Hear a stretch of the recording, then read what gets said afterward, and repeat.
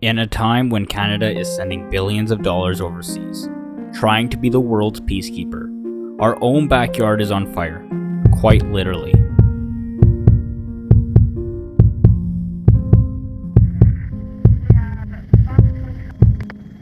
From Fort McMurray to Jasper,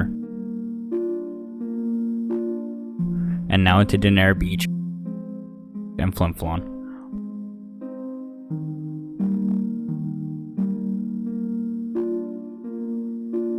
Scorched the land, breaking records and devastating communities. While our forests burned, our firefighting forces were left under-equipped and under-supported. Trudeau said a re-elected Liberal government would spend $500 million to train and equip 1,000 new firefighters across the country who would be ready to spring into action before the next wildfire season. The money would also buy equipment such as water bombers and helicopters. We know that didn't happen by the next wildfire season, but now it's been 4 years since then. Can the member who's part of this government tell us how many helicopters and how many water bombers has this government bought since that promise was made in 2021? The Honourable Member for Winnipeg South. Well, thank you, Madam Speaker, and I want to thank the Honourable Member for the question. The Honourable Member, I would put a question back to him. Climate change is real. In the same years we boosted aid to foreign wars, we ignored the warning signs right here at home. 7 times the size of Winnipeg was lost to flame. But this isn't just about money. And we weren't just fighting a fire, we were fighting a lot of miscommunication, mismanagement, misorganization. It's about communication failures too. There was multiple fronts. In 2024, Flin Flon's fiber optic line was severed by fire, cutting off internet and banking. The only voice left was a local radio station, who weren't even properly informed. In 2025, it happened again. Evacuation orders came, confusion ruled. You got just how many people were actually trying to hold this back? Well, in our department, there was 11 people. We also had... The fire that we're talking about, this is the fire that is threatening a number of communities. Denair Beach, one of them. Flin Flon is another. This is the same fire I think that we're talking about, right? Do you feel like resources were... Go ahead. There is 2 fires.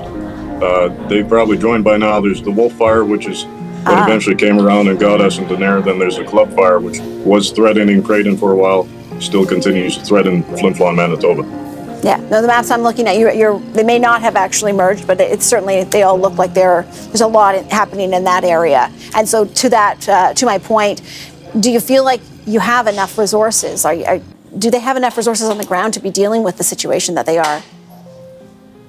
Well, unfortunately, it took our village burning up to kind of go, all systems go on this one. Now I think... And still, there is no clear emergency communication system in place after the National Public Alerting System is done transmitting at the CFAR. We need more than water bombers. We need planning, we need better coordination. In this video, I'll argue that Canada must reinvest in its wildfire response.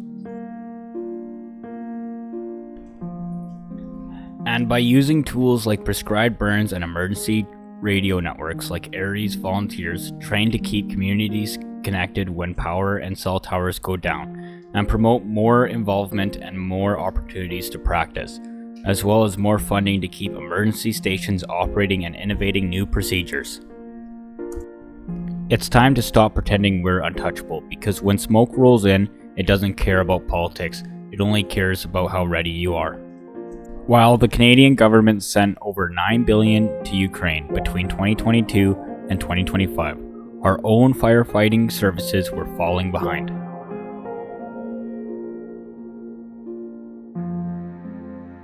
Despite the devastating 2023 fire season, we didn't significantly expand our firefighting capacity. In 2024 and 2025, wildfires hit again. With less restraint, communities like Denair Beach, Creighton, and Flin Flon were forced to evacuate while firefighting crews were stretched thin, working with outdated equipment and aging aircraft.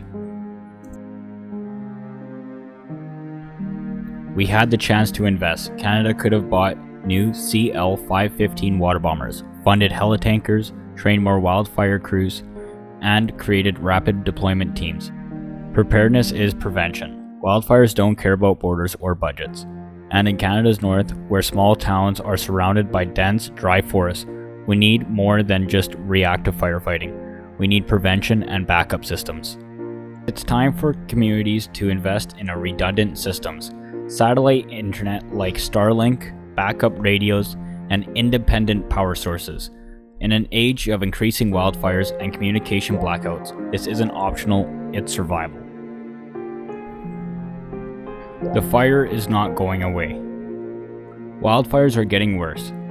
Our response can't stay the same. Canada must stop acting like it's immune. We must invest in firefighting services, build real-time emergency communication infrastructure, and empower local communities with the tools to survive.